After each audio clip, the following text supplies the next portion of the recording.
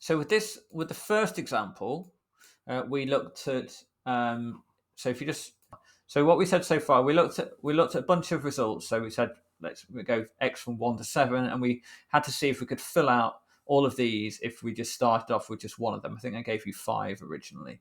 So what I said was if x is proportional to y, then if I were to double x, then y would also double. So when x was 2, y was 5. So by doubling x, we went to 4, and you worked out, oh, in that case, y would be 10. And that was good. And then you also worked out, oh, if x is 6, then would y be 15? Yes, it would, because you've tripled y then.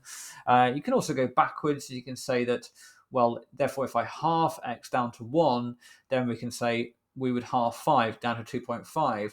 And then we had just 3 values left, and you work out, well, it's whenever x goes up in 1, y goes up in 2.5, and so you can keep filling out the rest of them here.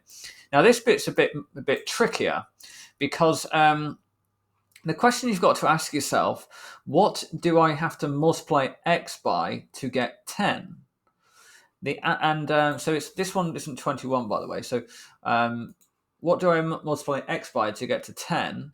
That I would have to multiply this y by the same number. So let me just write that down.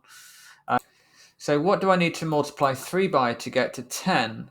So and the reason for that is because the relationship between x and y is equal to, we could say kx. That's often how it's written. To say y is proportional to x, often it's the symbol that you might see is y, and then you see this sort of symbol here. Y is directly proportional to x, but that can be translated to this: y is equal to kx, and this relates where k is some constant, and that's what we're going to try to find out here. So basically, when I were to we didn't double x this time. We didn't triple it. We have to work out what we did to it to get so basically 3 multiplied by something equaled 10. So if we divide 10 by 3, that would give you what the something is that I multiplied 3 by. So 10 divided by 3 is actually 3 1/3, so 3.3 recurring. If you did that on a calculator. Let's move that up to there. So in other words, 3 multiplied by 3.3 recurring is going to equal to 10. In other words, that's what I did when I went from 3 to 10, which means that's what I'd also have to do to 7.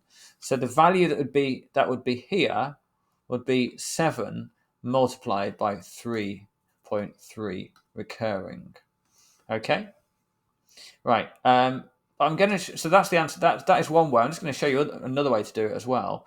If I said that y is equal to kx, and in the first case, I know that x is equal to 3 and y is equal to 7, then we would say that 7 is equal to k multiplied by, well, actually, let's not use a multiplication symbol because it looks like x. So we could say 7 is equal to 3k. So therefore, k is equal to 7 over 3.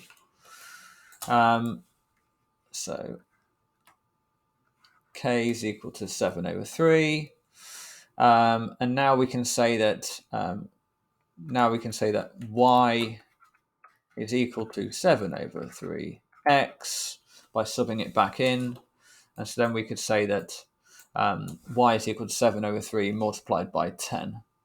So this value here for y is going to equal to 7 over 3 multiplied by 10, which is again going to be 7 times 3.3 recurring. So it'll give us the same answer.